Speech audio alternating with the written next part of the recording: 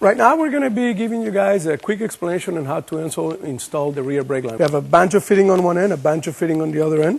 The kit includes, just like on the front, 2 bolts and 6 washers. Again, remember, you're only going to use 4 of the washers. The other 2 are extra in case you need them. Rear brake lines in general are short little lines. Again, they have a stiffener section, which is the part that it's hard plastic and it protects the bike, the brake line, from any rocks or anything like that. These are short little lines. There are some tricks to the rear brake line though. Rear brake lines, when they reach the front area towards your peg at the master cylinder area, they have a big loop that you must follow when you install the new brake lines. Robert will be doing the install and he'll be telling us all about it. First off, you want to remove the master cylinder cap so we could drain all the brake fluid out of the system. Here we're going to be using a shop vac.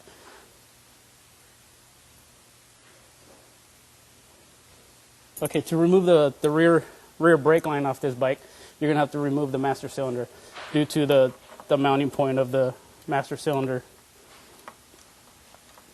Do take note the routing of the rear master cylinder and the caliper with the brake line, just in case something's not right with the Galfer brake lines. All of the Galfer brake lines are pre-orientated to accommodate the master cylinder and the caliper.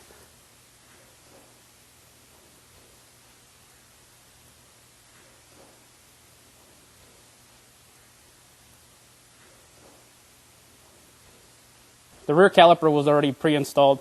The fitting, we have a banjo fitting, washer, fitting, and then washer. And then you torque it down to 12 to 14 foot-pounds. Now I want to show you guys the loop that we're keeping from the OEM design.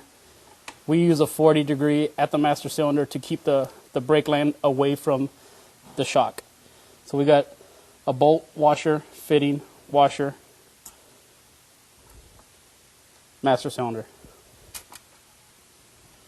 So your brake line should look like this to keep the brake line away from the actual spring. We're going to start bleeding the rear brake line now. Rear brake line bleeding process, it's very, very simple because the brake line itself is so short. Once you've made sure that the line is traveling on the right areas, that it's not hitting the rear spring, you're going to start by filling the brake fluid reservoir, master cylinder reservoir. Once it's full, it's pretty simple. We're going to start pressing on the brake lever. Brake fluid reservoir, it's going to be full. We're going to be pressing on the brake lever, and we're going to hold on down on the brake lever and open up the caliper bleeder nipple.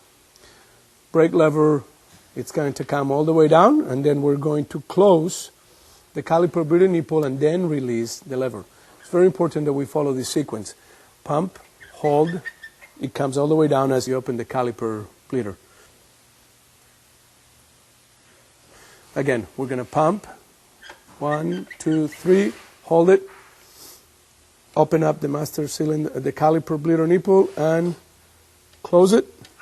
Pump again, and so forth. Now we're basically building pressure. We're passing all that brake fluid from here to here. We always suggest that you put some kind of weight on the brake foot itself. Leave it there for a little while so that you know for sure that there are no leaks anywhere. So in this case, we just got a jag of whatever and just hang it in there. Leaving the system under pressure again, it's going to tell us that we have no leaks.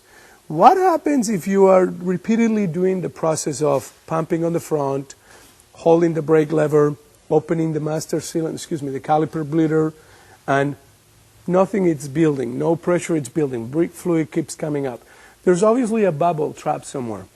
At that point, we're going to do kind of like what we suggested on the front. We're going to hold on to the brake lever, and we're going to bleed directly at the caliper bolt with a 14-millimeter wrench. You're going to open up the caliper bolt. The brake lever, it's going to come down, and you're going to immediately close it. You're removing any big bubbles on the system, on the caliper itself. You can do the exact same thing at the master cylinder. You have to think that these systems have so many different craves and like spots in which where air can get trapped that, you know, anything that you do to release that air, it's the trick on building pressure on the system. Again, if you do have any problems as you're bleeding it and nothing is really working for you, you can call us at the office and we will be more than glad to give you a hand immediately.